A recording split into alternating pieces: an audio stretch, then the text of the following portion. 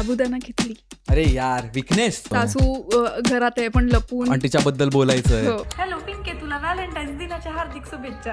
तुला माहितीये का आमच्या सासूबाई बोलतात आपण सगळी लोक जाऊ व्हॅलेंटाईन साजरा करायला देवदर्शनाला. म्हटलं तसलं नसतं व्हॅलेंटाईन. कोल्हापूरवाली मामी. मामी. ओ माय गॉड, लय टायर्ड झाले बघा मी. निघालो होतो की कोल्हापूरवरून टायमावर, पण ते सिटी मध्ये ट्रॉफिक लागलं. अहो नाही वहिनी, ह्या नंबरचा चष्मा नाही. ते साताऱ्यामध्ये काय माहिती ह्युमिडिटी आणि सनराईज खूप झालंय ना, तर टॉमच्या वडिलांनी मला गिफ्ट केलंय. झाले 2 महिने लग्नाला, अजून गुड न्यूज नाही. मग प्राजूचं त्यावरचं फ्रस्ट्रेशन असेल आणि ती ते बेस्ट फ्रेंडला सांगेल. काय काय नाही झालं बोल तू. जी कोण नातेवाईक आमच्या घरी येत आहेत ना, ती समधी लोक आम्हाला विचारत असतात मग गुड न्यूज कधी. आता ती काय डाउनलोड करायचं आहे बाई? हा, ऑनलाईन ऑर्डर प्लेस करते. मला ना काय यांच्यासारखी 4 पोरं. हा, इकडे भारताचं पॉप्युलेशन पार उतू चाललंय आणि ह्यांचं गुड न्यूज कधी, गुड न्यूज कधी. त्यात मग प्राजू गावातली आहे पण तिचे विचार किती छान आहेत. अशी कुठची फेज आली जिकडे एखादी व्हिडिओ तुझी एवढी चालली किंवा त्याच्यातनं तुला एवढा कॉन्फिडन्स मिळाला की तू म्हणाल की नाही हे करूया आता आपण. Kangana. Welcome to Kangana Ranaut gym. How can I help you? Yes, what is your name? Karan. I am very strict about this. मैंने बाहर एक बोर्ड लगाया जिस पर मैंने लिखा है कि no Karan and Hrithik allowed. My Deere little सूजी, कुछ नहीं, तुम्हारी लाईफ से बोरिंग हो चुकी है. आता ह्या आर्टिस्टनी बघा पत्रिका बघून ही पेंटिंग बनवली आहे. पिंक काय ग, आपण चित्रकला करायचो आणि आपल्या चित्रकलेच्या प्रोफेसरला कळायचं नाही आपण काय करायचं. त्याला बी मॉडर्न आर्ट म्हणतात का ग बया. आपण बरेच म्हणतो ना रे राईट टाइमला मला ते तिथे भेटले. असं नाही, आय थिंक ते भेटले म्हणून तो टाइम राईट झाला. करेक्ट. असा वेगळाच एक विचार. हा म्हणजे काही लोक असंही म्हणतात ना की जे लिहिलं गेलंय ते होतं, पण कोणतरी मला परत एकदा बोललं होतं की जे होतं ते लिहिलं जातं. अरे काय लवकरच आमचं एक पुस्तक येतं.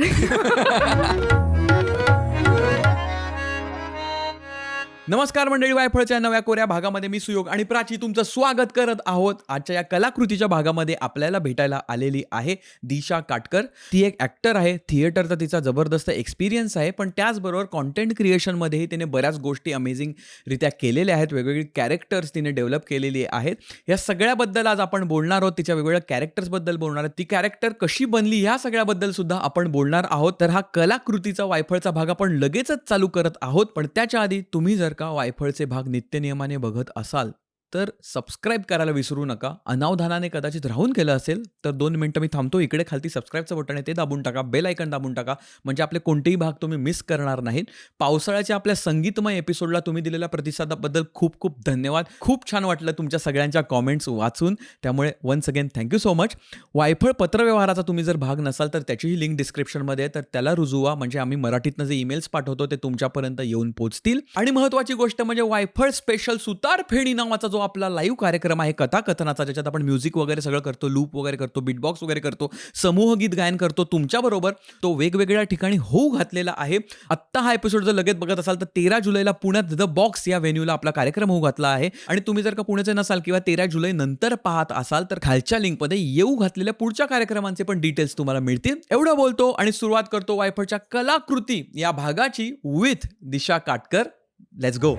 नाही कॉन्फिडन्स आली नाही आज. अंगारकी चतुर्थी आहे म्हणून. उपास बिपास. साबुदाणा खिचडी. अरे यार विकनेस. साबुदाणा खिचडी मला खूप आवडते. हो मलाही. प्रचंड मलाही. प्रचंड. आणि प्रत्येकाच्या घरी ते वेगवेगळी असते. थोडा असतं 19-20 असतं इकडे. जसं इंडियामध्ये वेगवेगळ्या रिजनमध्ये वेगवेगळे आंबे, हो तशी खिचडी पण सगळ्यांकडे वेगवेगळी असते. खरंय. त्याच्यातला तो दाण्याचा कूट, त्याच्यातली ती तडका दिलेली मिरची. प्राचीकडे बघतो मी जरा, तिने बिहाइंड द सीन गंमत केली. त्यामुळे मस्त. तर अंगारकी चतुर्थीच्या दिवशी आपण आज हा कार्यक्रम इथे शूट करतोय. खूप छान वाटतंय मला. अप्रतिम वाटतंय मला. हो. आणि मी अथर्व शीर्ष म्हटलंय आज 5 वेळा. हा. गणपती बाप्पा मोरया. आणि कसं वाटतंय दिशा तुला आज? How are you today? कसं? मस्त. आज दिवसच प्रोडक्टिव्ह, त्यात वायफळचा पॉडकास्टचा शूट. अमेझिंग वाटतंय. किती वाजता उठलीस आज तू? तुला शूट होतं ना सकाळी आज? हो, एक शूट. त्यानंतर ठाण्यावरून अंधेरीला एक मस्त वॉन्डरलस्ट फिलिंग घेतली मी. आणि पाऊस पण नव्हता पडताना आज. हा, पण ठाणे ते अंधेरी तुम्ही स्वतःला ट्रॅव्हलर म्हणू शकता असं मला वाटतं. हॅशटॅग ट्रॅव्हलर हो, असं मी स्वतःला Wanderlust. म्हणते. ट्रॅव्हल चॅनल आहे माझं. हां, ट्रॅव्हल चॅनल आहे. दररोज मी जेव्हा जेव्हा ठाण्यावरून अंधेरीला येते तेव्हा मी एक ट्रॅव्हल ब्लॉग करते. नाईस. आणि मग तू अशी इकडे आली अशी मी इकडे आले. रोज सकाळी लवकर उठायची सवय तुला? 8:30-9ला मी उठते. मी मस्त. उगाच लवकर उठून काही नसतं करायला टेक्निकली माझं. हम्म. म्हणजे ॲटलिस्ट मला तरी काही नसतं करायचं. 9 परफेक्ट आहे माझ्यासाठी. राईट. मग तुला लवकर उठून म्हणजे जेव्हा मोकळा वेळ असतो तर लवकर उठून गोष्टी करायला आवडतात की मग लेट नाईट गोष्टी करायला आवडतात? डिपेंड्स. पण मला लेट नाईट जास्त मजा येते कारण शांतता आणि आय डोंट नो असं वाटतं की सगळे झोपलेत, आपण जागे राहून काहीतरी क्रिएटिव्ह करू, आपण जगाच्या पुढे जाऊ शकतो. जगाच्या पुढे जाऊ शकतो. मला असं वाटायचं रात्री असं टेरेसवर बसायचो, ताऱ्यांकडे बघायचो आणि म्हटलं सगळे झोपलेत, आता मी काहीतरी करतो, आता काहीतरी मी सगळ्यांच्या पुढे जाईन. आणि ती इंस्टाग्रामवर आपण एक पोस्ट बघतो ना, सगळ्यांचे लाईट्स बंद आहेत पण एका आर्टिस्टच्या घरातली लाईट चालू आहे. मला ते मी वाटते असं की हे माझ्यासाठी बंद. खरं आहे. आणि मग ताऱ्यांकडे जास्त वेळ बघितलं की असं वाटतं की आपण काय सिग्निफिकंटच नाही होत, हां असं पण होतं. मग मी काहीच करत नाही, मग झोपून जातो. हां, तसं आय थिंक ते शेवटचे 15 मिनिटं असतात झोपायच्या आधी, तेव्हा ते तसं वाटतं की आता झोपूयात. हो, हां. मस्त. पण आपण कलाकृतीच्या एपिसोडमध्ये आहोत. Yes. आपण वेगवेगळ्या तुझ्या कलाकृतींबद्दल बोलूच या. आणि छान छान तू शॉर्ट फॉर्म कॉन्टेंट पण केल्यास, पण त्याच्या आधी तुझी मस्त बॅकग्राऊंडसुद्धा आहे थिएटरमध्ये, ते सगळं आपण बोलणार आहोत. पण आय थिंक मी तुला पहिल्यांदा इंद्राच्या रीलमध्ये बघितलं होतं, गोव्याच्या. Yeah. ते मला मग रिअलाईज झालं. पण तशी मी पाहिलेली तुझी पहिली कलाकृती जी होती ती होती पिंकी फोन का नाही उचलत पहिली. हो. हां, प्राजू कॅरेक्टरचं नाव आहे. कमाल कॅरेक्टर होतं ते. आणि आज मी रिसर्चसाठी बघत होतं ते माझ्या वाढदिवसाच्या दिवशीच तू पहिल्यांदा रिलीज केलेलं. 31 जान येस, 2023. 2023 तर दुपारी 4ला. दुपारी 4. फोन उचल की पिंकी. पिंकी हाय. ग्लो बघतीस का? 20 दिवस झालं लग्नाला, 20 तरी मेहंदी बघ काळी तशीच आहे. हे बघ तुला माहिती आहे का, आज मी पहिल्यांदा इकीला आय लव्ह यू बोलली. पहिल्यांदा. अगं नाही, इकीला मॉडर्न आहे. हे बघ आतमध्ये टी शर्टच घातलं मी. भैया सासूबाई काय बोलले, जोपर्यंत गावाला आहे ना तोपर्यंत वडणी घेत जा, बाकी मग पुण्याला गेल्यावर काय करायचं ते. सासूला या गाव आहे, पण लय या गाव बाई, या गाव. सासूबाई लई चांगल्यात माझ्या. अगं हळू बोल की, तसं हनीमूनचं काही डिस्कस केलं नाही आम्ही घरात. कसं वाटतं ना, घरात बोलू नाही शकत ना. तर सासूबाई काय बोलल्या की तुम्ही आधी कोल्हापूरला जाऊन या महालक्ष्मीला. नाही तुझ्यासमोर एक की म्हणते, नाही तर मी त्यांना अहोच म्हणते. अहो कसं वाटतं ना, सगळं बदलतं काय का लग्नानंतर. चल सासूबाई बोलवत आहेत, चहा बनवायचा. चल बाय पिंकी, भेट लवकर. नाईस. ते कसं म्हणजे काय त्याची बॅक स्टोरी काय, म्हणजे ते कॅरेक्टर, आणि हे दाखवू आपण म्हणजे लोकांना कळेल काय कशाबद्दल बोलतोय आपण. हो, पण सांग मला काय बॅक स्टोरी होती त्याची. मी खूप रुरल एरियाजला कनेक्ट करते कारण माझं गाव सातारा आहे आणि लहानपणीपासून आमच्यासाठी समर वेकेशन म्हणजे सातारा. राईट. त्यात गोंदावले ते माझं गावाचं नाव. तर तिथे जायचं आणि लहानपणापासून म्हणजे लिटरली माझ्या आजोबांचं म्हणजे आईच्या वडिलांचं घर बनत असताना मला आठवत नाही, पण आई सांगते की तू तिथे घराला सिमेंटला वगैरे पाणी वगैरे टाकायचं वगैरे, म्हणून मी सिव्हिल केलं का. पण मग ऑफकोर्स मला गावच्या आठवणी म्हणजे मी आत्ताही जाते आणि तिथे खरंच खूप ओरिजिनल कॅरेक्टर्स मिळतात आणि तिकडची जी कॉमेडी होते ना त्यांच्यासाठी ती डे टू डे लाईफ आहे, पण आपल्यासाठी ते बघताना असं वाटतं की किती रॉ आहेत ही लोक का, म्हणजे हे त्यांच्यासाठी डेली आहे. तर त्या मुलीचं नाव नाही घेणार, पण माझ्या आजीच्या घराच्या बाजूला एक घर, तिथे माझीच रिलेटिव्ह ती तेव्हा कॉलेजमध्ये असेल, मी 10वीत वगैरे, पण तेव्हा तिला मी खूप ऑब्झर्व करायची की ही कशी लपून फोनवर बोलतीये कोणाशी तरी, किंवा ती रेडी झाली एक दिवशी, टिकली लावली, पॉन्ड्सची पावडर, फेअर अँड लवली लावली आणि मला वाटलं ही कुठेतरी जात असेल. म्हणलं मी येऊ तुझ्यासोबत, मग ती म्हणाली की नाही मी भांडी घासणार आहे. मग तिने ते छोटंसं घर त्यांचं आणि नारळाची जी साल असते ना त्याच्यासाठी ती रेडी झाली. मग मला खूप ब्युटिफुल वाटली की वाव, मग आपण छोट्या छोट्या गोष्टींसाठी रेडी होत होती. ॲक्च्युली ते तिथून मला रिअलाईज झालं की हे कमाल आहे. पण आफ्टर फ्यू इयर्स जेव्हा ऑब्झर्वेशनल गोष्टी किती महत्त्वाच्या असतात ॲज अन आर्टिस्ट किंवा ॲक्टर, तेव्हा मला असं वाटलं मी थोडं इमिटेट करू का किंवा ते कॅरेक्टर आणू का. सो तिचा थोडा मिक्सचर आणि वळू फिल्म आहे ना, त्यात संगी नावाचं कॅरेक्टर आहे जे अमृता ताईनी केलं आहे. तर ते कॅरेक्टर ते पण तसंच आहे. हां, त्या दोघांचा हायब्रिड म्हणून मी ही प्राजू केली. म्हणजे प्राजूवर मी थोडंफार लिहिलं की असं असू शकतं का, मग ही काय बोलेल. मग हिला तिचा नवरा पंजाबी ड्रेसवर म्हणजे ओढणी पण आत टी शर्ट, पण त्या टी शर्टवर ओढणी घ्यायची, हे हिच्यासाठी किती भारी असू शकतं की मला माझा हस्बंड बोलतोय की तू घाल टी शर्ट पण त्याच्यावर ओढणी घाल. मग ते तसं सुरू झालं आणि मी एक व्हिडिओचा सेल्फ टेस्ट म्हणून ना, जसं आपण ऑडिशन शूट करतो ना तसं मी शूट केला आणि असाच टाकून दिला इंस्टाग्रामवर. काही रॉ एडिट म्हणजे फक्त जॉईन करून त्याला टाकून दिला आणि 4 मिलियन व्ह्यूज आले. That is how. आणि तेच 31 जानेला तेव्हा ती प्राजू इंटरनेटवर मी हे केलं, रिलीज केलं तो वाला एपिसोड. मग एक वन आफ्टर दी अदर तिचे एपिसोड सुरूच झाले आणि आता 1 वर्षापेक्षा जास्त झालं आहे. मध्ये मध्ये लोक विचारतात की प्राजूचा व्हिडिओ कधी येणार. सो ते तसं कमाल आहे. कारण की ह्याच्यात एक तर ऑब्झर्वेशन जसं म्हणालीस तू, आणि ते तू लहानपणी पकडलं होतंस. करेक्ट. त्याच्यानंतर आपण बाकीच्या गोष्टी होतात आपल्या आयुष्यात आणि अचानक आपण काहीतरी करताना ते पुन्हा येतं. राईट. आणि मग त्याच्यात आपल्या परत आपले लाईफ एक्सपिरियन्सेस, आपले इन्स्पिरेशन्स आणि हे मिक्स होऊन एक नवीन काहीतरी आपल्याला तयार करता येतं आणि ते चाललं की अजून छान वाटतं आपल्याला.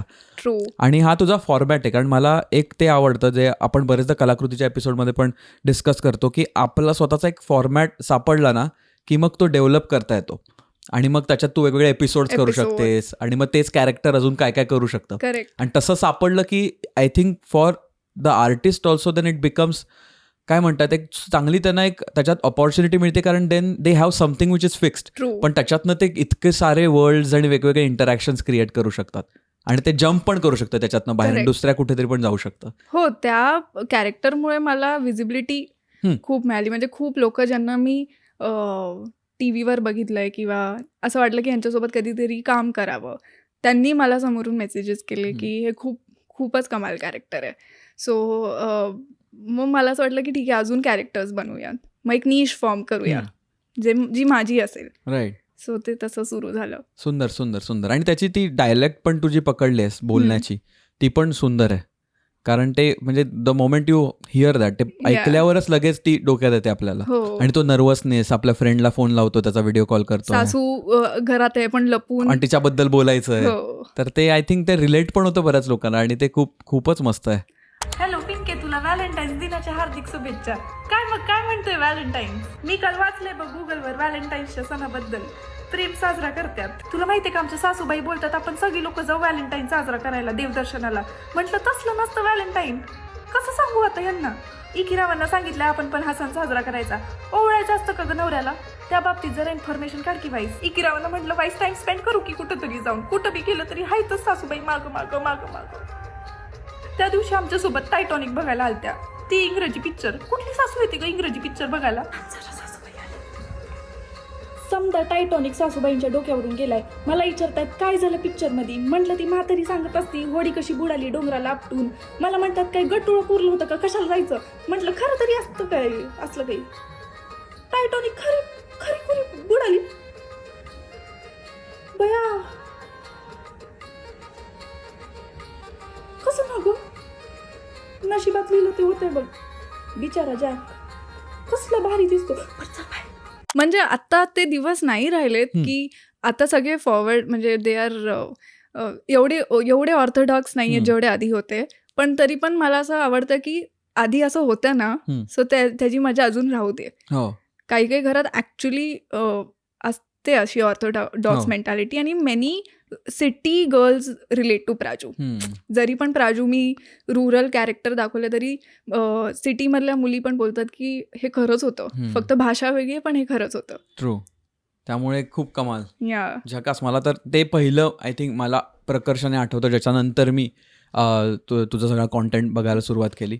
पण ते मला आठवतं की that must be the start. कारण असं डिफाईन करायला पण आठवत नाही ऍक्च्युली कोणाला आपण कधीपासून फॉलो करतो. करेक्ट. पण हे मला आठवलं की हे त्या दिवशीपासून मी करतोय तुला फॉलो. आणि इंस्टाग्रामवर एवढं आपण कन्झ्युम करतो काही तर ते खरंच नाही आठवत की ह्याला आपण इथे बघितलंय का, हिला आपण इथे बघितलंय का.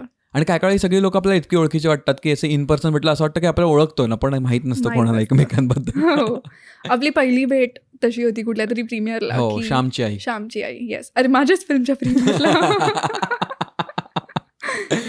सो पण तेव्हा तर मी तुझे पॉडकास्ट सुरू केले होते बघायला. राईट. त्यामुळे प्राजू एक कॅरेक्टर झालं. आपण दुसरं मला तुझी ती कोल्हापूरवाली मामी ती तर मला मी ती बघितलेलं ना. ओ माय गॉड, लय टायर्ड झाले बघा मी. निघालो होतो की कोल्हापूरवरून टायमावर, पण ते सिटीमध्ये ट्रॉफिक लागलं. डेकोर छान झालंय बाकी. अहो नाही वहिनी, ह्या नंबरचा चष्मा नाही. ते साताऱ्यामध्ये काय माहिती ह्युमिडिटी आणि सनराईज खूप झालंय ना, तर टॉमच्या वडिलांनी मला गिफ्ट केलंय. अहो टॉम, आमचं नवीन पप्पी. अहो नको आग्रह नका करू. ते मी लग्न सोहळ्यात ना जेवायचंच थांबवलंय बघा. ते जम्पचा लय प्रॉब्लेम होतो बघा. बाकी नवरी छान आहे, देखणी आहे, नाक छान आहे नवरीचं. हाय, दिसते का मी? कॉंग्रॅच्युलेशन दोघांना, हा घ्या आहे. अहो जास्त नाही, फक्त 21,001 रुपये. तेवढीच आपली मामीची आठवण. AC हॉल बुक करायला पाहिजे होता. टॉमीच्या डॅडीने केली असती की मदत. त्यात काय. चला वहिनींनो, दादा निघतो आम्ही आता. ती मर्सिडीज आणली ना, छोटी गाडी आहे ती, रात्रीचं चालवायला टॉमीच्या डॅडींना जमत नाही. ती 21 फॉर्च्युनर आणली असती तर लेट निघालो असतो. चला येते मी. तुम्ही कशाला रडताय? आपण नवऱ्या मुलाच्या साईडचे आहोत. फनी लय फनी आहे दादा आमचा.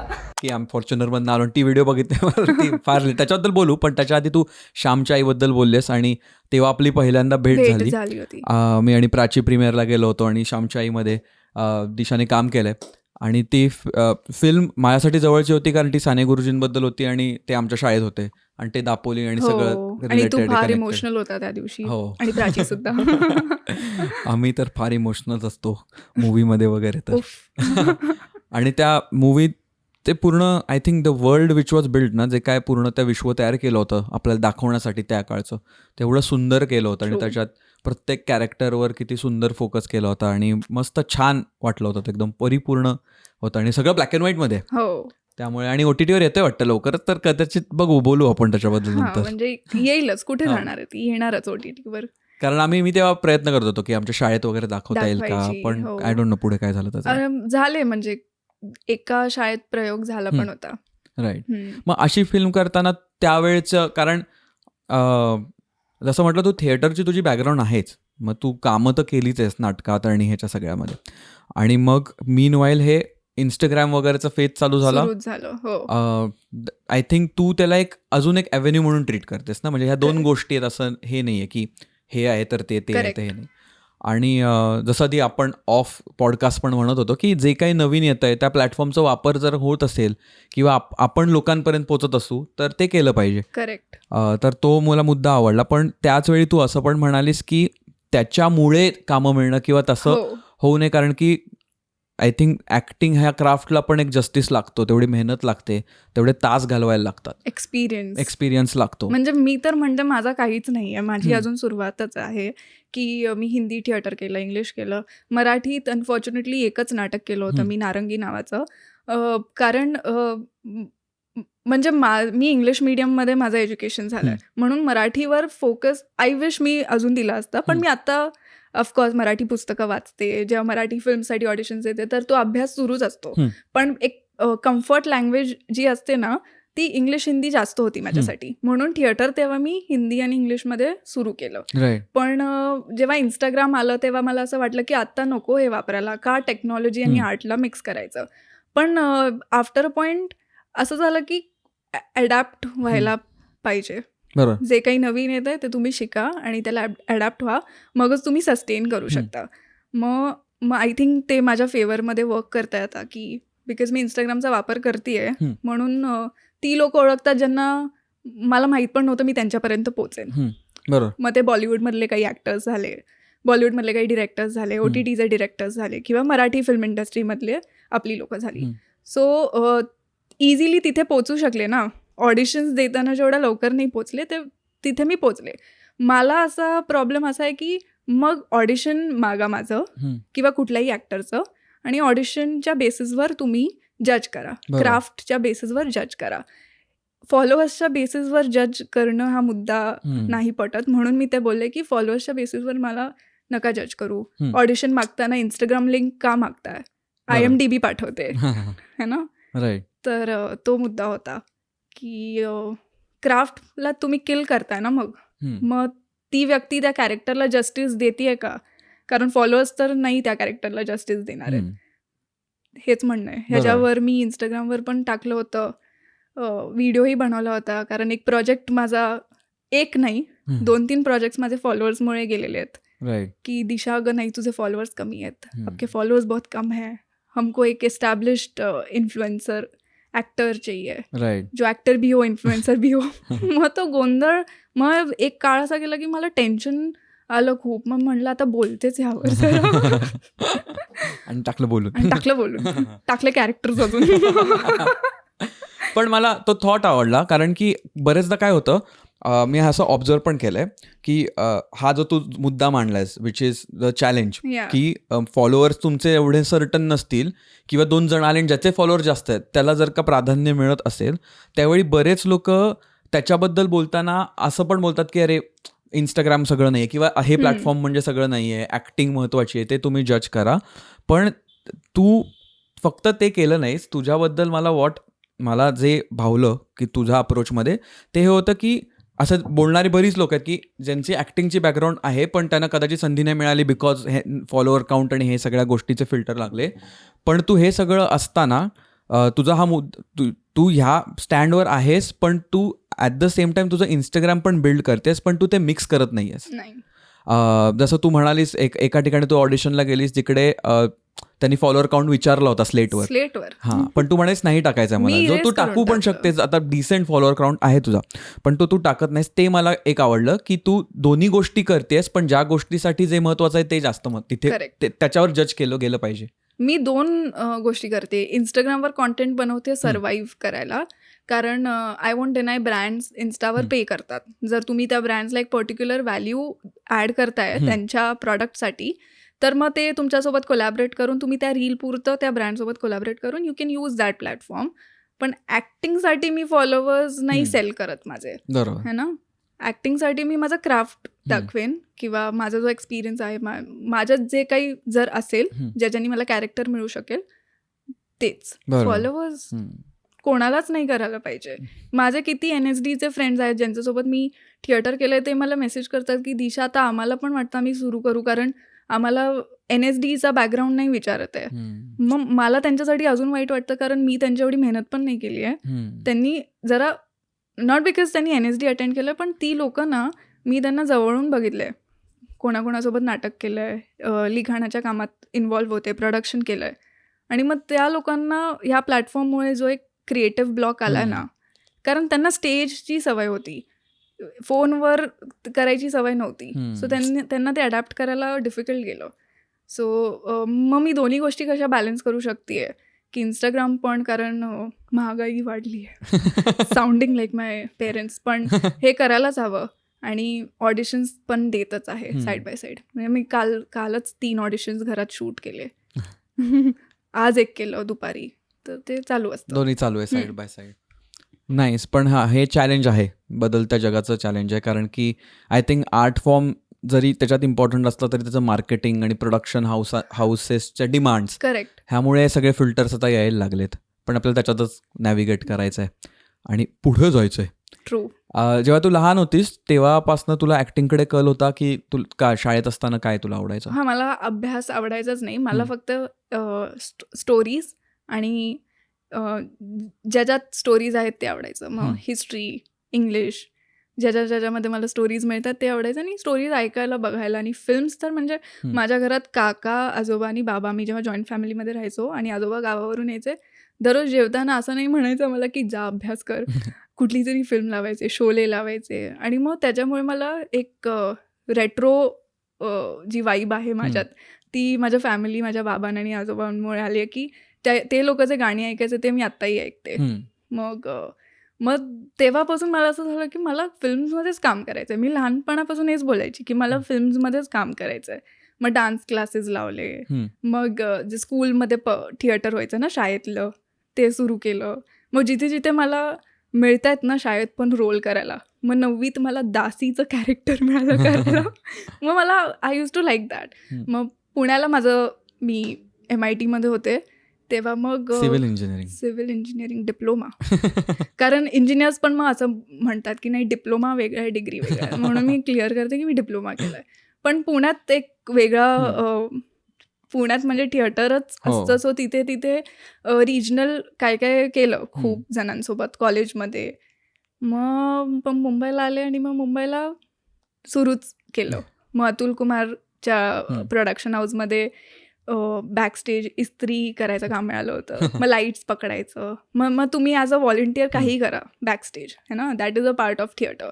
मग ते पेचेक्स मिळायचे 1,000-2,000चे. मग फ्री ट्रॅव्हल, जिथे जिथे नाटक होते तिथे तिथे तुम्ही ट्रॅव्हल करा. सो तो सगळा एक्सपिरियन्स मला खूप आवडायचा. आणि आत्ता नाही वेळ मिळत प्रोडक्शन करायला, पण जेव्हा केव्हा मला असं वाटेल की आता वेळ आहे तेव्हा मी कुठलं तरी नाटक जॉईन करून काही ना काही I try to be a part of it. ते मला एवढं कारण थिएटरचे एक्सरसाइजेस असतात ना किंवा बॅकस्टेज जे होतं किंवा तुम्ही एका सर्कलमध्ये जेव्हा असता ना, तो एक्सपिरियन्स तुम्हाला कुठलंच म्हणजे कुठलीच फिल्म किंवा बुक नाही देऊ शकत असं मला वाटतं. जे लोकांकडून तुम्हाला कळतं, जे एका टीममध्ये राहून कळतं. बरोबर. सो माझं जे 18, 19, 20 हे जे इयर्स होते ना, ते माझे गगनदेवला बघून किंवा नील भूपालमला बघताना, चांगल्या चांगल्या ॲक्टर्सला स्टेजवर परफॉर्म करताना बघताना गेले. म्हणजे लाईट पकडायची आणि मी त्यांच्याकडे बघायची. तर ते तसं ब्रेन फॉर्म व्हायला लागलं माझं. सो मला असं वाटतं की मी विचार पण आता त्यांच्यासारखा करायचा प्रयत्न करायची तेव्हा, की ते काय करतील. मग तुम्ही चांगल्या ॲक्टर्सला बघून, चांगल्या लोकांसोबत राहून, जिथे छान कॉन्व्हर्सेशन्स होतात, जिथे गॉसिप नाही होते, छान मस्त कॉन्व्हर्सेशन्स होत आहेत, ते खूप आत्ता मला असं वाटतं की खूप युजफुल होत आहे माझ्यासाठी. ते छोटे छोटे एक्सरसाइजेस किंवा सजेशन्स. राईट. सो ते तसं मग सुरू झालं आणि मग आता काय ऑडिशन्स आणि हे देतच आहे. ते सुरूच आहे मग. राईट. पण थिएटरने तुला एक चांगलं फाउंडेशन लेट्स से एक तयार झालं. हो. आणि आय थिंक जसं तू म्हणालीस ऑब्झर्वेशनमधनं पण बऱ्याच गोष्टी येतात. नॉट नेसेसरी आपण त्याच्यावर काम करतोय, पण समोर जर आपल्या कोणी काम करत असेल तर त्यांचे पण दृष्टिकोन आपण बऱ्यापैकी ग्रास्प करतो. आणि ते मेजर नाही करतायत किंवा त्याचं आपण एक कोर्स नाही लावू शकत, पण ते जस्ट बीइंग देअर. हां, डिग्री नाही मिळत. ट्रू. पण मग असं होतं. मग प्राजू का लोकांना आवडते, कारण मग ह्याच्या मागे असं नाही की मी फक्त तिला बघितलंय, पण कुठल्याही ऑडिशनच्या मागे किंवा प्राजूच्या मागे खूप गोष्टी होतात. तो दिवस एक वेगळा जाऊ शकतो म्हणून ती रील बनते किंवा तो एक दिवस वेगळा जातो म्हणून ते ऑडिशन छान होतं. मग तेव्हा तुम्हाला काहीतरी आठवतं थिएटरचं, मग तेव्हा हा डिरेक्टर हे बोलला होता. मग किंवा सुजय असं खूपदा सेटवर म्हणायचा की खरं करा. मग ते ना अशा लोकांसोबत काम करून मग नेहमी काही करताना असा आवाज येतो, खरं करा. मग ते I think that is keeping me going forward. असं राईट. ते पुश करतंय मला. राईट. किती छान आहे. आता थिएटरचा तुझा एक्सपिरियन्स आणि आता करतेस let's talk about short form content. ह्याच्यामध्ये आता तू प्राजूचं एक लिंक सांगितलीस की त्याच्यामधनं पण येतात ते थॉट्स. आता तुम्हाला एखाद्या तू बनवलेल्या रीलची किंवा शॉर्ट फॉर्म कॉन्टेंटची तुझी नेहमी प्रोसेस काय असते सांगू शकशील का? म्हणजे थॉट कुठून चालू होतो किंवा कसा तो डॉक्युमेंट होतो किंवा काय स्टेप्स घेतेस तू त्याच्या मागे ते बनवण्यासाठी? आता एक रील केली होती मी, ज्याची स्क्रिप्ट मी एकतर प्राजूचं एक नाटक फॉर्म करायचं असं चाललं होतं. भूमिका दुबे ती पण अगेन NSDची आहे. खूप सुंदर ॲक्टर आहे ती, डिरेक्टर आहे, थिएटर प्रॅक्टिशनर आहे.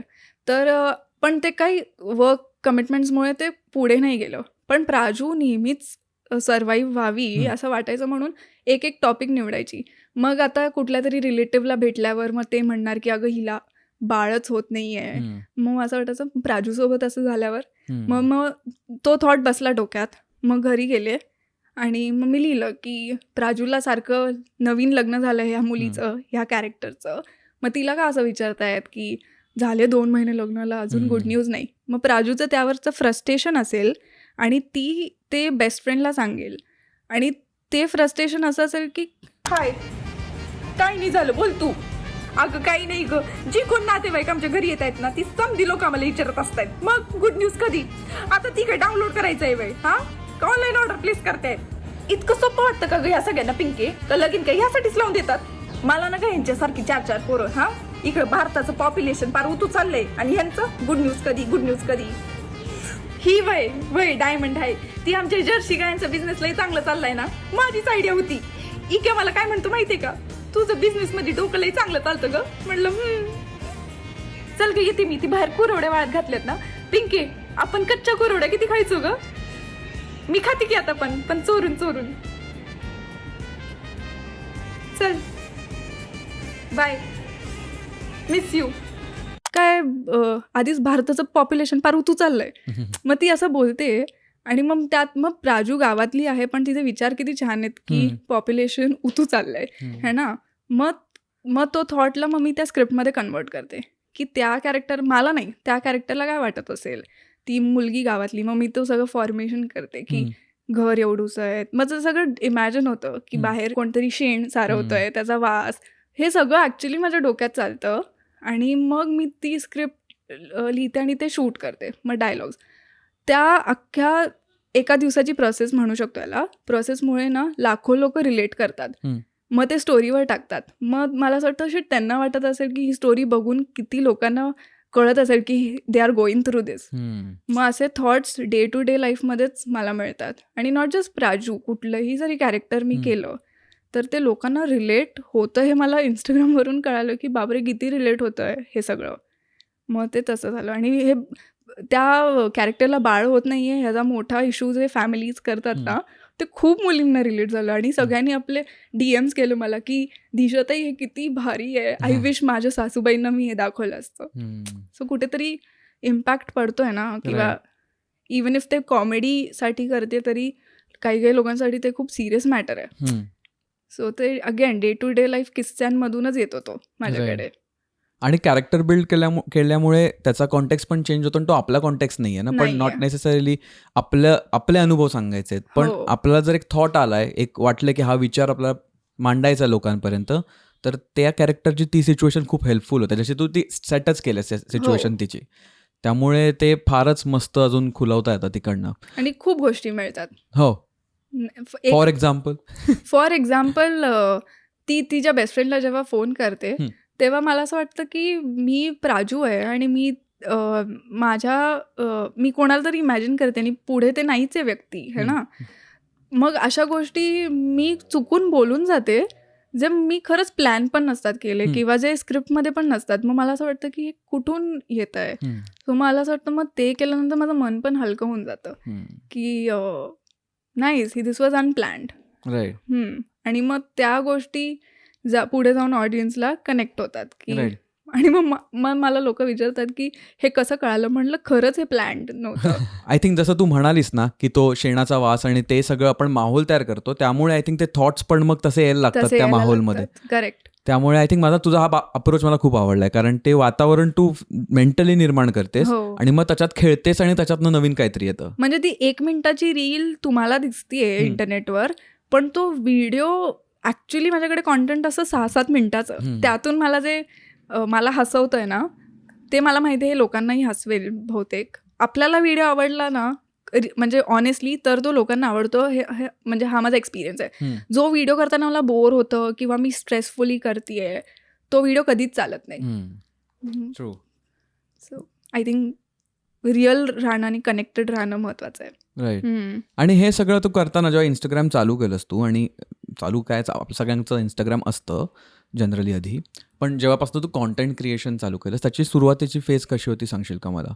कारण की तू थिएटर करत होती आधी आणि मग अचानक तुला अचानक नाही पण gradually you start making videos. तर तो कसा प्रवास होता. ते कोविडमध्ये झालं ना. कोविडमध्ये सगळे बनवत होते मग म्हटलं की मी पण ट्राय करते पण नाही वर्कआउट व्हायचं. व्हिडिओज व्हायरल जायचे म्हणजे तेव्हाही कोविडमध्ये माझा एक कुठला तरी व्हिडिओ 1 मिलियन वगैरे गेला. पण कारण लाईव्ह थिएटर चालू होतं तेव्हा म्हणजे लाईव्ह शोज करायचो ना आम्ही. मग live rehearsals live reading sessions मग त्याच्यामध्ये मला असं वाटायचं की इंस्टाग्रामला एवढं महत्त्व नको द्यायला. तेव्हा दिलं असतं तर मे बी आत्तापर्यंत अजून ग्रोथ झाली असती. पण तेव्हा वेगळी ग्रोथ होत होती आर्टिस्टिकली, म्हणून बरोबर. आता छान ग्रोथ होतीये. मग तरी मी थांबवलं. ॲक्च्युली लास्ट इयर प्राजूच्याच कॅरेक्टरनी मला असं वाटलं की लोकांना माझा आर्ट असाही दिसू शकतो ना. Any platform to show art is a good platform. मग तुम्ही तिथे काही म्हणजे आता I don't want to say it, पण लोक काही कचराही दाखवत आहेत, पण छान छान लोक छान छान गोष्टी दाखवत आहेत ना. कोणाला जे गावात बसून मुंबईला यायची अपॉर्च्युनिटी नाही मिळाली, म्हणून ते तिथून गाऊन इंस्टाग्रामवरून लोकांपर्यंत पोहोचतायत. बरोबर. So that is a nice thing. मग मला असं वाटलं मी पण मग दाखवते की मी हे करू शकते, तुम्हाला आवडतंय का. मग ते मागच्या वर्षीच सुरू झालंय. त्याच्या आधी मी सिरियसली नव्हतीच घेत इंस्टाग्रामला. फोटोज वगैरे टाकायची, वर्क अपडेट्स टाकायची, बस. पण आय थिंक मागच्या वेळपासून तुझं इन जनरल कॉन्टेंट बघितलं आपण आता वर्षभराचा, तर आय थिंक चांगलं बिल्ड झालंय. कारण तू आता प्राजू झाली, मग त्या कोल्हापूरची मामी झाली, हो. हे खूप मराठी बेस्ड कॅरेक्टर्स आहेत. पण त्याच्यानंतर हिंदीमध्ये पण आहे काही कॉन्टेंट, कोलॅबरेशन्स आहेत वेगवेगळी.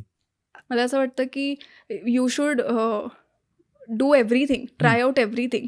मग हिंदी माझ्यासाठी बेटर वर्क होतं, कारण मला जास्त ऑडियन्स बघतोय ना.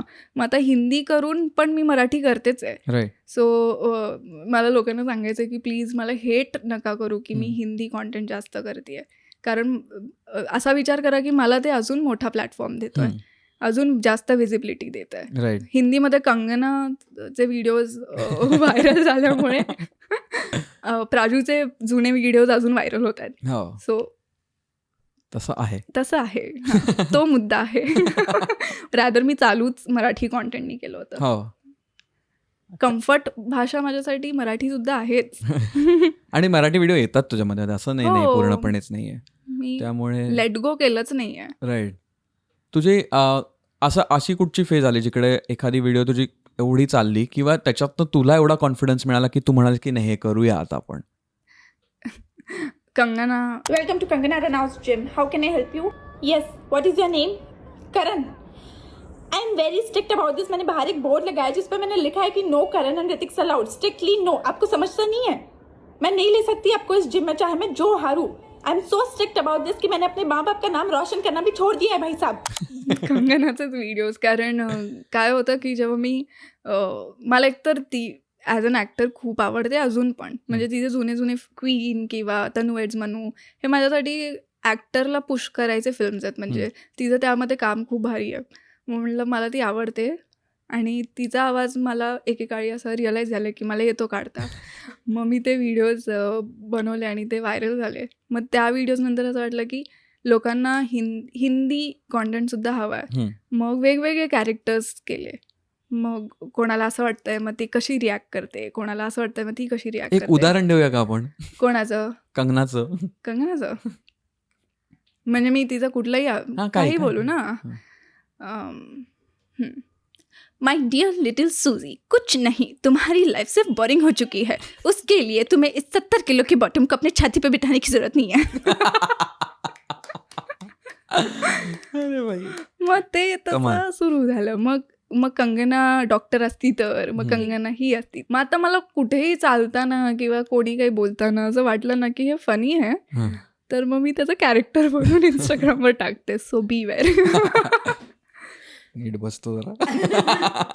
नाही, मग कोणीतरी वेगवेगळ्या गोष्टी केल्या की मला लक्षात येतात. नीट राहिलं की लक्षात नाही येत. उड्याच मारायला सुरू करतात. पण कंगनामुळे तुला हिंदी रीच मिळाला आणि तिकडे पासून तिथून तुला वाटलं की हे आपल्याला करता येईल. आणि मग मी आपका जग जो आहे जगजोत सिंग त्याच्यासोबत पण कोलॅबरेशन सुरू केलं ना. मग त्याचा एक वेगळाच फॉर्मॅट. मग त्याच्या फॉर्मॅटमुळे आम्ही असे बनवतो ना की ही कुठल्या तरी ॲडव्हर्टाइजमेंट उगाचच इमोशनल असतात. मग त्याचे स्पूफ्स. मग त्याच्यासोबत आमचं एक स्पूफचं. प्यार भी कमाल चीज़ है, कभी हमें हंसाती है और कभी हम पर हंसती है.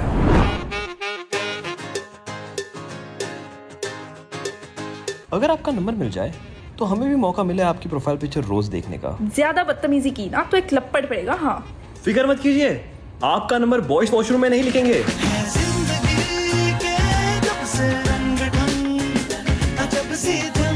सुनो, तुम ना मुझसे 10 फीट दूर रहा करो. आपसे 10 फीट दूर तो रह लेंगे, लेकिन आपको देखना कभी नहीं छोड़ेंगे.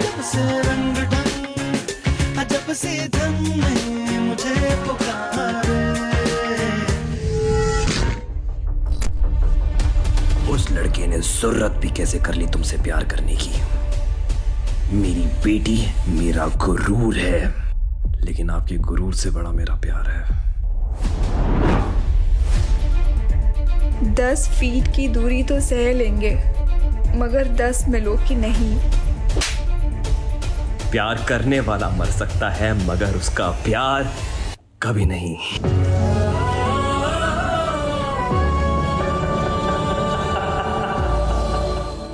मग त्या स्पूफ्सच्या कॅटेगरीमध्ये आम्ही दोघं गेलो. हा. आणि आता आम्हाला लोक, आम्ही नॉर्मली जरी बोलत असलो तरी लोक आम्हाला येऊन म्हणतात की ऐसा लगता है तुम लोग रील्स में ही हो. मग त्याच्यासोबत कोलॅबोरेशन सुरू झाले आणि आता आमचंही एक IP क्रिएट झालं इंस्टाग्रामवर. मस्त. मग वेगवेगळे ऑडियन्स क्रिएट झाले आता. मग सगळ्यांना सर्व करत बसतो. आज तुम्हाला, आज तुम्हाला, आज तुम्हाला. आज साऊथ इंडियन उघडले, उद्या चायनीज उघडणार. चायनीज वगैरे. नाहीस, कारण पण हे सगळं करताना ना आय थिंक मला असं वाटतं की एक मेंटल क्लॅरिटी आणि स्टॅबिलिटी लागते. हो. कारण जेवढे आपल्याला क्रेझी फनी विचार जरी करायचे असतील तरी ते वातावरण, तो शेणाचा वास वगैरे जे म्हणालीस तू, तसं एक आपलं पर्सनल एक वातावरण तयार करायला लागतं. तरच तुम्ही एवढं डे टू डे बेसिसवर विचार करू शकता, हो. ऍक्ट करू शकता, त्याचे टेक्स देऊ शकता, ते एक अँगल लावून वेगवेगळ्या गोष्टी ट्राय करू शकता. तर ह्याच्याबद्दल काहीतरी सांगशील का, म्हणजे लाईफस्टाईल पर्स्पेक्टिव्हने जीवन पद्धती तुझी कशी आहे, किंवा तू मेंटली नेहमी असं ऍक्टिव्ह कसं ठेवतेस, किंवा एक्साइटमेंट लागते. हो. मला तरी वाटतं एक आयडिया डोक्यात आल्यावर ना त्याच्यात जर एक्साइटमेंट नसेल ना तर ती फिझल्ड आउट होते. पण त्याच्यात जर राऊंड नाही होत. एक्साइटमेंट असले की आपण त्याची जोशात करतो Correct. आणि आउटपुट पण चांगलं असतं त्याच्यात. हो. तर मग तसं वातावरण ठेवण्यासाठी तू काय ते करते? क्रिएटच करते मी. म्हणजे आधी मी एकतर मी खूप एकटी राहिलेलीच आहे. 16व्या वर्षापासून मी हॉस्टेलमध्ये. सो मला एक सवय की माझा एकटीचा एक झोन असायला पाहिजे. मग कधी कधी काही होतं. मग मी आधी लोखंडवाल्याला राहिले, पुण्याला राहिले. मग आता काही रिझन्समुळे मी मध्ये आईबाबांसोबत राहिले. मग आत्ता रिसेंटली लास्ट वीक मी माझं स्वतःचं एक वेगळं घर रेंट आउट केलं आणि तिथे राहायला गेले. का तर आईबाबांसोबत राहून एक कम्फर्ट, आई बनवतेच आहे जेवण, आणि ते घरगुती जो पूर्ण कम्फर्ट झोन असतो तो मला नको होता. मग असं वाटतं की कशासाठी मी थ्राईव्ह करते ना ते मिळत नाही. मग कधी कधी की नाही यार, मला माझी स्वतःची जागा पाहिजे. कारण लहानपणापासून ती सवय आहे की मला माझी प्रायव्हसी हवी आहे. कारण तिथून क्रिएटिव्हिटी येते, शांतता लागते, एक तो झोन लागतो. मग कोणी मध्येच आई येऊन बोलणार की अगं जेवायला काय हवंय, मग माझं ती लिंक ब्रेक होऊन जाते. मग ते सांगायला, एक्सप्लेन करायला डिफिकल्ट होतं पेरेंट्सला की अहो प्लीज मला तो एक झोन हवा आहे जिथे मी शांत बसले. कारण डोक्यात सुरू आहे स्क्रिप्ट, डोक्यात एक आयडिया सुरू आहे. मग ते ब्रेक झालेलं मला जमायचं नाही. मग मी म्हटलं की जरा आता सेविंग्स करते आणि एक स्वतः, म्हणजे जिथे मला रूममेट्स पण नको आहेत तसं एक स्पेस रेंट आउट करते. मग आता ते झाल्यावर मग आता 1 वीकमध्येच मी एवढा कॉन्टेंट क्रिएट केला. म्हणजे लिटरली 1 हफ्ता झाला आहे, 1 आठवडा झाला आहे शिफ्ट होऊन. मग त्या एका आठवड्यात किती प्रोडक्टिव्हिटी वाढले हे मला जाणवतं आहे. सो आणि माझं सिम्पल असतं, चहा बनवायचा किंवा कॉफी टाकायची आणि एक क्लासिकल म्युझिक बॅकग्राऊंडला सुरू आहे आणि लिहित बसायचं. मग जेव्हा ती किक येते की आता शूट कर, म्हणजे मी ऑडिशन्स पण तसं करते की ऑडिशन्स मागवले की मी त्यांना सांगते की मला 2 तास देता का. मग तो एक पीस मिळाला की मग मी ते शूट करते. सो आय थिंक माझ्यासाठी व्हॉट वर्क्स इज माझी प्रायव्हसी आणि माझं एकटीचं ते बबल, ज्याच्यामध्ये कोणी नाही आलं थोड्या वेळ, मग माझं निघतं आर्ट आणि क्राफ्ट बाहेर. पण ते सेट्सवर नाही होत ऑब्व्हियसली. पण सेट्सवर यू आर ऑलरेडी प्रिपेअर्ड ना, स्क्रिप्ट आलेली असते. इथे मी बनवते ना सगळं, स्वतःच निर्माण करते, म्हणून तो वेळ लागतो. बरोबर. किती छान आहे. आणि जसं मगाशी पण तू म्हणता म्हणालीस की तुझे आत्ता अशी एक रील बनते, पण त्याच्या मागे ते पूर्ण थिएटर आणि ते सगळे एक्सपिरियन्सेस आहेत. या लोकांना जवळनं बघितलंय, त्यांच्यावर काम केलंय, हे सगळं आहे. तसंच आर्ट कन्झ्युम करणं किंवा आर्ट अप्रिशिएट करणं आणि आर्ट एक्सप्लोर करणं पण खूप महत्त्वाचं असतं असं आम्हाला तर वाटतं. कारण त्याच्यातनं नॉट नेसेसरी तुमच्या डिरेक्ट कामावरती त्याच्यातनं काहीतरी तुम्ही उचलणार आहात, पण ते सबकॉन्शियसली काहीतरी डोक्यात राहतं, कुठून नंतर बाहेर येतं ते. तर त्याच्यासाठी तू काय करतेस? कारण इन जनरलच मला माहिती आहे की तुला चित्र वगैरे पण काढायला आवडतात, व्हिडिओ बनवते, त्याचं ॲक्टिंग वगैरे आहे, तर बऱ्याच तू आर्टिस्टिक गोष्टी करतेच. पण आर्ट कन्झम्पशनसाठी किंवा एक आर्ट ग्रास्प करण्यासाठी त्याच्यासाठी काय करतेस तू जनरली? फिल्म्स बघते, पण फिल्म्सपेक्षा जास्त मी रिजनल पुस्तकं वाचते. मग मला रिजनल स्टोरीजमध्ये फार इंटरेस्ट यायला लागला. मग डॉक्युमेंटरीज आणि मग पेंटिंग्स बघून सुद्धा. कारण मी स्केच करते आणि पेंट करते. माझे सर होते पावसकर सर, ते जे.जे.मध्ये शिकवायचे. सो मी जे.जेमध्ये नाही शिकले, पण पावसकर सरांकडे मी क्लासेसला जायचे. ओके. सो ते सांगायचे की पेंटिंग्सकडे कसं बघायचं, काय जरी त्या पेंटिंगमध्ये स्टोरी नसली ना तर तू निर्माण कर. मग तुला ॲज अ ह्युमनच ते खूप इन जनरल हेल्प करेल. मग तुझा दृष्टिकोन प्रत्येक माणसापेक्षा वेगळा असेल.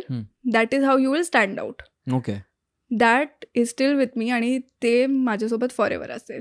सो आय थिंक मी प्रत्येक गोष्टीला आर्टचा अँगल लावते, पण वेळासारखा नाही लावत की एक टिपका आहे आणि तो टिपका तुम्हाला आयुष्य सांगतोय, तसं नाही. पण कारण तसं होतं लोकांसोबत की वा काही शॅडो पडतेय, तसं नाही. पण जे छान ब्युटिफुल गोष्टी होतात ते काय अरे हो, एक मित्र होता, त्यांनी मला एक स्टोरी सांगितली. कुठला तरी एक आर्टिस्ट, रशियन आर्टिस्ट, त्यांनी एक पेंटिंग बनवली कॅनव्हसवर. आता मला रिकलेक्ट नाही होते की ही स्टोरी कशी कळाली मला, पण मला माहिती ही स्टोरी अशी मला कोणीतरी सांगितली होती. तो म्हणाला की एक पेंटिंग केली आहे आणि बाजूला एक कॅनव्हस आहे, त्याच्यावर असे 10-12 टिपके पेंट्सचे पडलेत. मग लोकांना त्या पेंटिंगकडे नाही बघत होते जी झाली आहे, त्या लोकांनी त्या पेंटिंगकडे बघितलं ज्याच्यावर असे टिपके आहेत आणि लोक म्हणाले वाव, हे एका वर्ल्ड मॅपसारखं दिसतंय, वाव, हे लोकांचे मेंटॅलिटीला रिप्रेझेंट करते, असं काय काय काय काय बोलले. आणि मग आर्टिस्टला कळालं, त्या आर्टिस्ट म्हणाला की अरे ही ती पेंटिंगच नाही आहे, पेंटिंग ही आहे. ते पेंट करताना पेंट उडाला होता त्याच्यावर. आणि आता असं मला वाटतं हे इंस्टाग्रामवर होतं की आर्ट वेगळंच आहे, पण लोक काही कन्झ्युम करतात. हो, है ना. इंटरप्रिटेशन वेगळे असतात. इंटरप्रिटेशनचा गेम आहे. हो हो, पण आय थिंक तेच कॉन्शियसली आपण कन्झ्युम केलं पाहिजे. काय बघतोय, कसं बघतोय कॉन्व्हर्सेशन्स. अगेन तिकडे जाते मी, कुठल्या लोकांमध्ये तुम्ही बसून काय बोलताय हेही खूप इम्पॉर्टंट आहे. तुमच्या आजूबाजूला तुम्ही ऑफकोर्स सगळेच लोक हवेत, म्हणजे फॅमिली गॉसिप्स पण हवे, फ्रेंड्स गॉसिप्स पण हवे, पण त्याच्यासोबत तुम्हाला किती माहिती आहे कशाबद्दल तेही जाणून घ्या, so that it makes you a better human being, है ना. बाकी तुम्ही त्यातच राहिला तर तुम्ही इथून ग्रो होणं पण नेसेसरी आहे. सो आय थिंक मी चांगल्या कॉन्व्हर्सेशन्समध्ये इन्व्हॉल्व्ह व्हायचा प्रयत्न करते. That is also my way of consuming good art. So आत्ता आपण जर बघायला गेलो, हा प्रश्न जर विचारला आपल्याला की तुझ्यासाठी कला काय आहे किंवा what is art for you basically, तर तुला आत्ता काय वाटतंय डोक्यातनं की कला म्हटलं की तुझ्यासाठी काय आहे? हाऊ वुड यू डिफाईन आत्ता? एकतर मला दिसतं माझ्या डोळ्यासमोर कलर्सच येतात, माझे पेंटिंग ब्रशेस ज्यांना मी धुतलं नाही आहे कित्येक महिने, आणि कॅमेरा येतो. पण आणि एक शब्द, बिकॉज तू मला विचारलं म्हणून मी हे करते. I am not trying to give any random answer, पण मला एक कनेक्शन वाटतं की ऑथेंटिसिटी, की the more authentic you are, तुम्ही मे बी तुमचा प्रोग्रेस स्लो असेल, पण लंबी रेस का घोडा व्हाल तर ती कला आहे. म्हणजे I think stick to your roots आणि be honest, that is art. मग कुठलाही फॉर्म ऑफ आर्ट नीटच बाहेर पडेल. अशी कोणती लोक आहेत जी आत्ता ह्या क्षणी तुझ्या डोक्यात आहे की अरे हा माणूस किंवा ही व्यक्ती ह्याने असं बोललं होतं आणि त्याने मला खूप फायदा झाला आयुष्यात किंवा ह्याच्यामुळे मी हे शिकले, असं काही आठवतंय का तुला आत्ता? पावसकर सर, जे पावसकर सर, अरे ब्युटिफुल ह्युमन. म्हणजे मला आजोबा नंतर आठवतात. I lost my grandfather in 2017 आणि त्याच्याच मागे पुढे पावसकर सरांना पण गमावलं. आणि मग एव्हरी गुरुपौर्णिमाला मी दोघांचाही फोटो असा कोलाज करते आणि टाकते, कारण आजोबांनी एक शिकवलं अनकंडिशनल लव्ह आणि पावसकर सरांनी शिकवलं unconditional love towards art. So ते दोन्ही मिक्स होऊन मला असं वाटतं की पावसकर सरांनी मला खूप छान पद्धतीने न बोलता सांगितलं की किती सिम्पल आयुष्य असू शकतं, पण it can be bigger for everybody else. म्हणजे त्यांचं एक रुटीन असायचं, त्यांची वाईफ नव्हती, ते एका कावळ्याला बिस्किट द्यायचे दररोज संध्याकाळी, आणि ते जर सिनेमॅटिकली बघायला गेलं ना तर त्यांच्यावर एक फिल्म बनू शकते. आणि ते असं मला ते रागवले होते की तू कशाला इंजिनिअरिंगमध्ये ॲडमिशन घेतलं आहे, तू हे आर्ट फॉर्मच कंटिन्यू कर, मग तू स्वतःचं आर्ट किल करते. आणि त्यांना भेटू नाही शकले. ते मला फेसबुकवर मेसेज करायचे, व्हॉट्सअपवर मेसेज करायचे की तुझी आठवण येते दिशा. आणि लिटरली मी असं विचार केला भेटेन, आणि मला फेसबुकवर पोस्ट आली की RIP पावसकर सर. सो ती भेट आमची राहिली, पण he is steel alive with me, आणि मला खूपदा त्यांची आठवण येते. सो आत्ता या क्षणी मला तेच आठवत आहेत, बिकॉज त्यांनी काही असं शिकवलं नाही की हा रूल तो रूल. जे काही मी केलं त्याच्यामध्ये त्यांनी छान पॉईंट्स मांडले की तू ह्याला असं बेटर कर, पण हे सुंदर आहे पण ह्याला असं बेटर कर.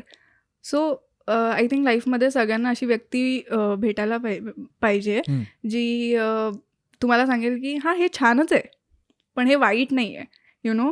ते एक वेगळं पुश मिळतं तेव्हा. So I think that beautiful human being. आणि हां सध्या तेच येत आहेत डोक्यात. Very powerful energy he had. आणि ते माझं स्केच करायचे, कारण ते म्हणायचे की मला तुझं नाक आवडतं. आणि तेव्हा किती वर्षाचे होते माहिती, 89-90. तेव्हा पण ते स्टुडंट्सला बसवायचं, आणि मी ड्रॉइंग करत असताना ते सगळ्यांचे स्केचेस काढायचे आणि माझं फक्त नाक काढायचे. पण तसे किस्से खूप आहेत त्यांच्यासोबत. 89-90 वर्षाचे होते. अरे बापरे.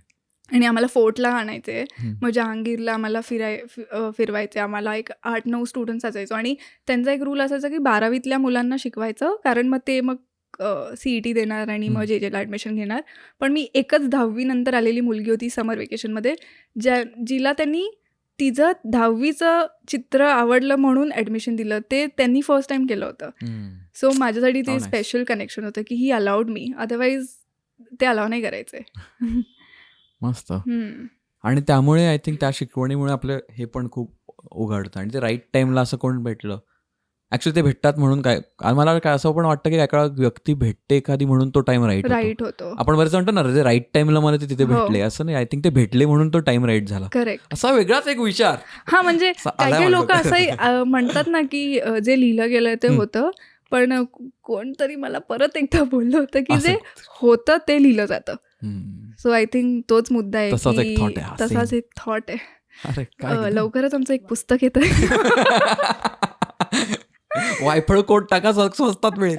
#वायफळ produced by Prachi, written and executed by, published by, जे काय आहे ते करू. मला आता शब्द मिळत नाही.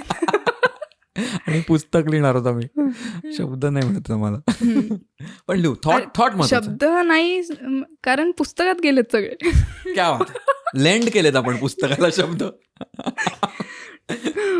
गॉड, चांगलाच नशीब सापडले ते वाले. सॅल्वेज करता आले ते आपल्याला सिच्युएशन. मस्त. आणि आता दोन्हीकडचं सांगू शकतेस, एक तर ॲक्टिंगचं पण सांगू शकतेस आणि दुसरं आहेच कॉन्टेंट क्रिएशनचं पण सांगू शकतेस.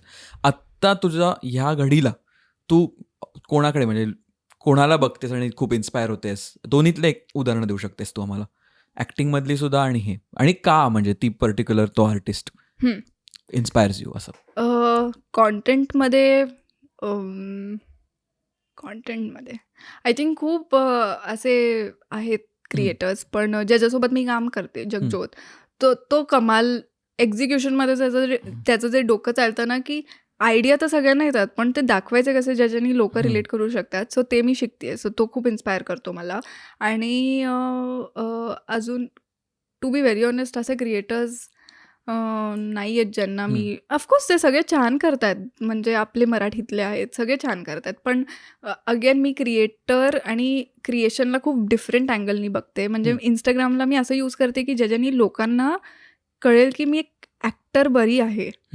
है ना थोडी बेटर आहे तर ती ॲक्टिंग कशी दिसेल तो फॉर्मॅट करते. बाकीचे क्रिएटर्स मला असं वाटतं की खूप ते रिलेटेबिलिटी आणि ते सीन दाखवतात, सीन वर्क करतात आणि एक 10 सेकंदात ते संपवतात वगैरे. तिथे कनेक्शन नाही बनत माझं त्यांच्यासोबत. So I still see Instagram as a story telling, character exploring format platform. आणि ॲक्टिंगमध्ये बघायला गेलं तर अजून पण म्हणजे मला अमृता सुभाष ताई ती इन्स्पायर करते. कारण ती बघ ना अगेन शी इज अडॅप्टिंग. ती एक अशी ॲक्टर आहे जिला मी कधीपासून बघते. आणि even Jyoti ma'am, her mother, they are always adapting. See now you see me कुठून अडॅप्टिंग नेचर महत्त्वाचं आहे. कारण त्यांना बघ ना आजही लोक रिलेट करतायत. अमृता ताईला वळूपासून बघितलंय, तिला रिलेट करते, आत्ताही रिलेट करते. आणि आता ती एवढी इव्हॉल्व झाले. मी तिला तिच्या बर्थडेला मेसेज केला की अमृताताई तुझ्यातला 1% जरी आर्ट माझ्यात आला तर माझं आयुष्य सक्सेसफुल होईल असं. तर आणि तिच्यासोबत माझा फोटोही मी काढला प्रीमियरला. तर माझं ते ड्रीमसुद्धा आहे की कुठेतरी छोटासा जरी रोल मिळाला ना तर वा कमाल होईल. सो या actors like her, she her self. हा जो पॉईंट म्हणालीस ना की अडॅप्टिंग, जे आपण आधी पण खूप वेळ बोलत होतो की हाऊ यू अडॅप्ट, की नवीन काय येते त्याच्याबरोबर तुम्ही जे करताय ते कसं पुढे नेऊ शकता आणि सगळं करू शकता. आणि उदाहरण त्याचं जामच मॅच झालं मस्तच. हो, कारण की मी तसं रिअलाईज नव्हतं केलं, पण द मोमेंट यू सेड की कारण तिचं कामाचा प्रकार पण आणि प्लॅटफॉर्म्स वाईज बदलत गेलाय आणि तिने ते व्यवस्थित मॅनेज केलंय. अमृताताई अशी ॲक्टर आहे की तिला मी एकदाच भेटली आहे प्रीमियरलाच अगेन. पण मी तिला कनेक्ट करते कारण मी काहीच मिस नाही करत तिचं काम. जर काही मिस झालं तर चुकून होतं, पण एकंदरीत तिची सगळी कामं मी बघते वळूपासून आत्तापर्यंत सगळं. मग तिचं जे मोनोलॉग नाटकातले ते माझ्याकडे सेव्ड आहेत. मग मला असं वाटतं की ती बघ ना आता तिचं नाटक पण जे सुरू आहे त्याचे रील्स ती इंस्टाग्रामवर करते. मग a very artistic person like her is also using the technology ना. तिथून ते इन्स्पिरेशन मिळतं मला की लेट्स यूज इट. सो ते ती आणि ज्योती मॅम माझ्यासाठी त्या दोघी खूप मोठे एक्झाम्पल आहेत की अडॅप्ट. आता आपण आलेलो आहोत कल्पना जॅम नावाच्या सेगमेंटकडे, जिकडे आपण काय करतो, एक प्रेमिस सेट करतो आणि मग आपण सांगतो की आता तुम्ही विचार करा याच्यात काय करायचं आहे. आणि मग त्याच्यातनं आपण एक असं काहीतरी कॉन्टेंट आयडिया किंवा थोडेसे आपण इनॅक्ट पण करतो. तो असा सेगमेंट आहे. हा असा कलाकृतीत असतो हा सेगमेंट. हे छान आहे ना, म्हणजे असं की मी पुश करतो, कर काय करायचं ते. आता ही एक डान्स करेल. नाच रे, मागचा एपिसोड बघा. वायफळला सबस्क्राईब करा. सो दिशाची आईनी बेल आयकन आपला हे केलाय, ऑन ऍक्टिव्हेट केलाय. हो, तसं तुम्ही पण करा. दिशा हे तुझी लाईन, तू बोल. नाही आता बोललीस ते कळेल लोकांना. तर सिच्युएशन अशी आहे की कोल्हापूरच्या मामी आहेत आणि त्यांनी आपल्या काही मैत्रिणींसमोर शो ऑफ केलाय की मला कसं आर्ट कळतं. आणि ते त्यांना जहांगीर आर्ट गॅलरीत घेऊन गेल्यात. आणि तिथे जाऊन पण त्यांनीच ठरवलं की मी तुम्हाला एक्सप्लेन करणार आहे आर्ट काय असतं, की हे चित्र काय. तर ती सिच्युएशन कशी प्ले आउट होईल ह्याच्याबद्दल आपण विचार करूया. Oh my God. कागद पेन देऊ का? बरं, मॉडर्न मामी ना. कोल्हापूरचीच आहे ना मॉडर्न मामी? नाही, मॉडर्न मामी ही तेच आहे, म्हणजे सातारा कोल्हापूर साईडची. पण ती अशी बोलते की मी तीच म्हणतोय, फॉर्च्युनरवाली. हां, नाही ते ती काय म्हणते की नाही तसं नाही हो, ते आमच्याकडे BMW आहे, पण हां रात्री चालवायला जमत नाही. आमच्या यांना रात्रीची चालवायला जमत नाही, तसं काही नाही हो. पण जहांगीर आर्ट गॅलरीमध्ये मॉडर्न मामी आलेल्या आहेत मैत्रिणींना घेऊन. काय तूच बन माझी मैत्रीण, मित्र. हा चालेल, मित्र बोलीस म्हणून पर्स घेत होतो. लगेच पर्स घेणार होतो. मित्र आहे मी, जेंडर बायस नाही. क्या बात. तुम्ही कॅमेरामध्ये बघून करणार आहात ना दोघी? नाही, आम्ही मी ऍक्टर आहे, मी कधीच कॅमेरामध्ये बघत. आपण imagine- फोर्थ बॉल ब्रेक करणार नाही. हा फोर्थ वॉल. Let's not. आपण ही चालेल की. आपण ह्याला पेंटिंग समजूयात. मी पेंटिंग पण देऊ शकतो का? इथे इमॅजिन हा, करू इथे बघूया शकतो आपण. आपण. वा. काय होय? मस्त वाटतंय ना. ह्याला माहिती का तुम्हाला मॉडर्न आर्ट ऐकलं तुम्ही? मॉडर्न आर्ट तुमच्यासारखंच वाटतंय काहीतरी. हा नाही, ह्याला मॉडर्न आर्ट म्हणतात. आणि तो जो टिपका आहे ना तिकडं, त्याचं काय माहितीये का वहिनी? Acting करतोय. हा. त्याचं काय वहिनी की तो टिपका आहे ना, आपले सोलार प्लॅनेट्स माहिती आहेत ना तुम्हाला? हम्म. तो टिपका म्हणजे सूर्य आहे. आणि जे बाकीचे जे भोकं पडलेत ना पेंटिंगला, ते आपले सगळे ग्रह आहेत. हा. आता ह्या आर्टिस्टनी बघा पत्रिका बघून ही पेंटिंग बनवली आहे. त्याच्या ग्रहमानुसार ते भोकं पाडलेत पेंटिंगला. अच्छा, जुनी पेंटिंग आहे का? अच्छा, मला वाटलं त्यात मॉडर्न आर्टचा काही पण छान आहे. कितीला? असं काहीतरी विचारेल. नाही आम्हाला आमच्या घरी एक पेंटिंग आहे बघा, आमच्या टॉमीच्या वडिलांना लई आवडली ती. त्या पेंटिंगचं काही कळत नाही आम्हाला, ते जॅपनीजमध्ये लिहिलंय. पण होते जरा 50,000 खिशात, म्हटलं वापरून टाकू. मग ती पेंटिंग लावली घरात. नाही पण आम्ही नाही घेत 50,000च्या खालची कुठली वस्तू, असं काहीतरी ती शो ऑफ करे. क्या बात आहे. So, तसं आहे. वा. हम्म. आणि प्राजू कशी याच्यावर रिॲक्ट करेल? राजू काय ग पिंके, ह्याला मॉडर्न आर्ट म्हणतात वय? बया कसलं भारी वाटतंय ग. आपण घ्यायला गेलो तर नाही परवडणार बाबा आपल्याला. पिंके काय ग, आपण चित्रकला करायचो आणि आपल्या चित्रकलेच्या प्रोफेसरला कळायचं नाही आपण काय करायचं, त्याला बी मॉडर्न आर्ट म्हणतात का ग? म्हणजे आपण पण आर्टिस्ट झालो का ग पिंके? बया कसलं भारी वाटतंय. न्यायचं का चोरी करून? भाई साब, एवढं इम्प्रॉम्प्टू खडाखड, क्या बात आहे. क्रेझी मजा आलेली मला. मलाही आली मजा. अरे भाई, थॉट्स आले तुझे एकदम, लाईनअप झाला फटाफट. फटाफट थिएटर. नाही पण अगेन ना हेच आहे, मला खूप आवडतं इम्प्रॉम्प्टू करायला, खूप. ॲक्च्युली मी एक वर्कशॉप केलं होतं, clown, discover your clown workshop. Rupesh Tillu नावाचा एक आर्टिस्ट आहे, अगेन ब्युटिफुल ह्युमन. आणि तो सांगतो की सगळं विसरा, जे शिकलंय ते चुकीचं आहे, जे नाही आहेत ते करा. मग आपण जे चुकीचं करतो ते त्याला बरोबर वाटतं. आणि ते 4 दिवसाचा वर्कशॉप असतो तो. वाडाला त्याचा एक फार्म हाऊस आहे, तिथे सगळे स्टुडंट्स, आर्टिस्ट, ॲक्टर्स जातात. सो तिथून मला ते कळालं की फॉरगेट एव्हरीथिंग आणि do what comes in your mind at that moment. झकास. झकास. मला तर फार आवडलं यार, कारण तू दुसऱ्या सिच्युएशनला तू मोमेंट पण घेतली नाहीस, तू डायरेक्ट त्या कॅरेक्टरमध्ये घुसली, शेणाचा वास. आणि आला मला तो मुंबईत. आणि तू एकदम झुपकन असं, आणि तू पत्रिका वगैरे पण आणलीस एकदम पहिल्या बीटमध्ये. हो. छानपैकी.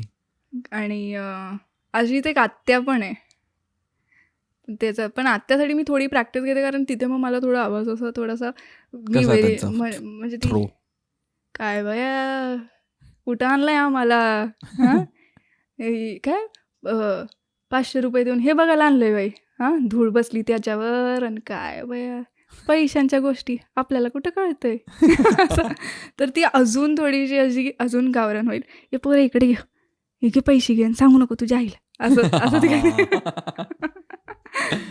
सो त्याच भाषेत मी असं वेगवेगळं असं विचार केला की मे बी बॉडी लँग्वेज वेगळी असेल, काहीतरी वेगळी, प्लस ते 1 मिनिटात दाखवायचं. आय एम रिअली वेटिंग की आता कुठली तरी छान फिल्म मिळावी आणि रील्स जरा बंद करावी. त्याच्यात पण आता विचार करशील, कन्सिस्टन्सी ठेवण्यासाठी मी आता एका आठवड्यात 15 रील शूट करीन. हो, तसंही करू शकते मी. अल्टरनेट डे टाकत राहील, कारण पैसे इंस्टाग्रामवर. नाही पण दोन्ही महत्वाचं आहे अगेन. पण नाही, ब्रेक हवा आहे, तेही महत्वाचं आहे. या सगळ्या पूर्ण गोष्टींच्या मध्ये आता तू स्वतःची एक कंपनी पण चालू केलीस. हो, ब्रँड नॅनी नावाची. ब्रँड नॅनी, त्याच्याबद्दल सांग ना मला, का चालू केलीस, ती काय करते आणि काय तुझी विजन आहे त्याच्याबरोबर? खूप जणांना असं वाटतं की इंस्टाग्रामवर आपण फोटोज टाकले, पोस्टर्स टाकले, तर आपण एक ऑडियन्स, त्याच्यावर ॲड्स रन केले तर आपण एक पर्टिक्युलर ऑडियन्सपर्यंत पोहोचू शकतो. मग येतात एजन्सीज जे सोशल मीडिया मॅनेजमेंट आणि मग लाखो रुपये घेऊन फक्त डिझायनिंग करतात आणि त्याच्यावर ॲड्स पोस्ट करतात. मला असं वाटलं की मी रील्स बनवते ना, मला 1 मिनिटात मुद्दा मांडता येतोय. मग हा मुद्दा मी माझ्यासाठी मांडते थ्रू कॅरेक्टर्स. मग आपण ब्रँडच्या ओनर्सलाच घेऊन किंवा ब्रँडच्या टीमलाच घेऊन आपण स्वतः त्या ऑफिसला गेलो, त्या स्टुडिओला गेलो, त्या सलॉनवर गेलो, त्या कुठल्याही क्लिनिकवर गेलो. हे सगळे माझे क्लायंट्स आहेत बाय द वे. तिथे गेलो आणि महिन्यातून एकदा गेलो आणि 10 अशा 1-1 मिनिटाच्या रील्स शूट केल्या आणि एका पर्टिक्युलर बजेटमध्ये त्या रील शूट करून त्यांना पोस्टिंगला दिल्या. तर ते एक पर्टिक्युलर ऑडियन्स एक्वायर करू शकतात का, हे मी असं 2 वर्ष आधी ट्राय केलं होतं आणि मला त्याचा रिस्पॉन्स खूप चांगला आला त्या क्लायंटकडून की हे आमच्यासाठी कर. पण मला अगेन बँडविड्थ हवी होती डोक्यात की करू शकते का. आणि आता ते सगळं जमून आलं. प्लस ते ऑटो पायलटवर आहे, लोक करतायत, मी गाईड करते. कारण मला क्रिएटिव्हिटी नाही हे करायचे, पण मी क्रिएटिव्हलीच इन्व्हॉल्ड आहे. माझीच आहे ब्रँड नानी. आणि ब्रँड नानी म्हणजे तुमच्या ब्रँडची नानी, आम्ही काळजी घेऊ तुमच्या ब्रँडची वगैरे असं. सो ते reels story telling through marketing होऊ शकते. So marketing with story telling आणि 10-12 रील्स महिन्यात बनवू आणि तुम्हाला सोशल मीडिया ग्रो करायला हेल्प करू. प्लस जर तुम्हाला स्टार्टअप्स आहेत, त्यांना माहीत नाही आहे, खूप माझेच फ्रेंड्स आहेत ज्यांना माहीतच नाही सोशल मीडिया कसं वापरायचं आहे, त्यांना मी एक महिन्याला ऑनलाईन सेशन्स घेऊन कन्सल्ट करते की तुम्ही आज असं करा. आणि actually it is a good practice for me also की मला स्क्रिप्ट्स लिहायला मिळत आहेत. सो वाय नॉट ना. तसं आणि तुझी टीम माझी टीम आहे, त्यात इंटर्न्स आहेत, रायटर्स आहेत, एडिटर्स आहेत. जर तुमच्याकडे एडिटर्स नसतील तर माझी टीम करून देईल. पण प्रत्येक ब्रँडकडे प्रत्येक कॅटेगरीमधले लोक असतात, पण स्टोरी टेलर कोणी नसतो. कारण असं कुठेच येत नाही की we are hiring a storyteller, we are hiring editor, graphic designer. So I think functional jobs असतात ना. स्टोरी टेलिंग हा जॉब असू शकतो की नाही हेच अजून माहीत नाही आहे. So that is what brand Nani is doing. आणि मस्त. आणि वी आर ओपन, आम्ही सगळीकडे ॲक्टिव्ह राहण्याचा प्रयत्न करतोय. मस्त. कारण की ते मी पाहिलं फीडवर आणि देन मी असं क्युरियस झालो की काय आहे. वायफळवरून तुला आज कसं वाटलं? खूप मजा आली. असं मोकळं वाटलं की आता मी 1 आठवडा कोणाशी बोलणार नाही कारण इथे खूप बोलले मी. पण मोकळं वाटलं, छान वाटलं. आणि कॉन्सेप्टच किती भारी आहे की रिअल राहा, रॉ राहा, घरी बसून सिम्पल, घरगुती आणि सिम्पल गोष्टी.